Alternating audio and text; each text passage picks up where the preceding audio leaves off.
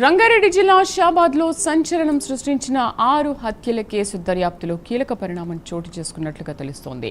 ప్రధాన నిందితుడు రాజ్ కుమార్ను పోలీసులు అరెస్ట్ చేశారని సమాచారం అందుతోంది. కొత్తూరు మండలం అక్కివేనిగూడెం సమీపంలో నిందితుడిని అదుపులోకి తీసుకున్నట్లుగా విశ్వసనీయ సమాచారం వెలువడుతోంది. రాజ్ కుమార్ కోసం ప్రత్యేకంగా 8 పోలీసు బృందాలు గాలింపు చర్యలు చేపట్టగా చేగూరు రైల్వే లైన్ సమీపంలో అతను ఉపయోగించిన కారును ఇప్పటికే పోలీసులు గుర్తించారు.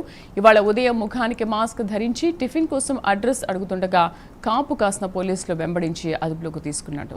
అయితే అతన్ని స్థానిక పోలీసులు పట్టుకున్నారా లేక ప్రత్యేక దర్యాప్తు బృందమా అన్నది ఇంకా స్పష్టత రావాల్సి ఉంది. పూర్తి సమాచారం కరెస్పాండెంట్ నాగేంద్ర లైవ్లో అందిస్తారు. Nagendra, thank you Sridevi.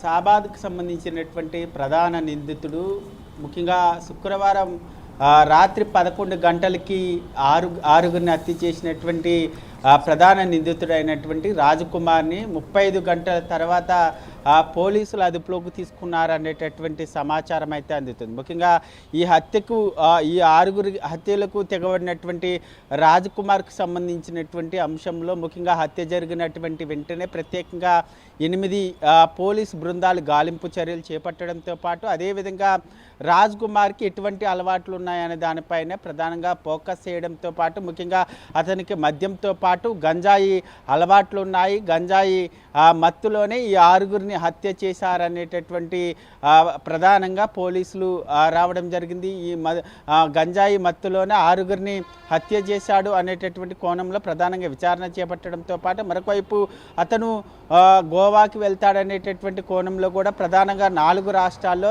8 బృందాలు గాలింపు చర్యలు చేపట్టినటువంటి పరిస్థితి ఉంది. ముఖ్యంగా దానిలో భాగంగానే ముఖ్యంగా నిన్న కొత్తూరుకు సంబంధించినటువంటి మండలంలోనే ఆయన కారును కూడా రాజ్కుమార్కి సంబంధించినటువంటి కారును కూడా కనుగొన్నటువంటి సంగతి మనకు తెలిసిందే. ముఖ్యంగా కొత్తూరుకు సంబంధించినటువంటి మండలంలో అక్కివేనికి సంబంధించినటువంటి గూడెంలో ప్రధానంగా రాజ్కుమార్ ఉదయం టిఫిన్కి వెళ్ళేటటువంటి సమయంలో ముఖానికి మాస్క్ ధరించి ఆ టిఫిన్ ఎక్కడ దొరుకుతుంది అనేటటువంటి అంశంలో అడ్రస్ కనుక్కుంటున్నటువంటి సమయంలోనే అక్కడ ఉన్నటువంటి స్థానిక పోలీసులు అతన్ని అదుపులోకి తీసుకున్నారనేటటువంటి సమాచారం అందుతుంది. ఇప్పటివరకు దానికి సంబంధించినటువంటి అఫిషియల్గా ఎక్కడా కూడా అటు పోలీసులు కానీ మరొకవైపు ప్రత్యేక బృందాలు అతన్ని అదుపులోకి తీసుకున్నాయి అనేటటువంటి అంశం ఇప్పటివరకు కూడా స్పష్టత లేదు. దీనికి సంబంధించి ముఖ్యంగా దీనికి సంబంధించినటువంటి అంశం పైన పోలీసులు ఇంకా క్లారిటీ ఇవ్వాల్సినటువంటి అవసరం ఉంది. ఎందుకంటే ఇప్పటివరకు కూడా ఎక్కడా కూడా అతనికి సంబంధించినటువంటి దర్యాప్తు పైన ఎక్కడా కూడా అఫిషియల్గా చెప్తున్నటువంటి పరిస్థితి లేదు. కాబట్టి నిజంగానే పోలీసులు అదుపులో తీసుకున్నారా లేక ప్రత్యేక బృందాలు అదుపులో తీసుకున్నారా అన్నది తెలియాలంటే మాత్రం పోలీసులు అఫిషియల్గా దీన్ని ప్రకటించాల్సినటువంటి అవసరం ఉంది. ముఖ్యంగా ఈ హత్యలకు తెగబడిన తర్వాత అతను పరారైన తర్వాత పోలీసులు తన అడ్రస్ని తన ఎక్కడున్నాడో ఆచూకు చెప్తే 2 లక్షలు బహుమానం ఇస్తామంటూ కూడా ప్రకటించినటువంటి అంశాన్ని కూడా మనం చూడవచ్చు.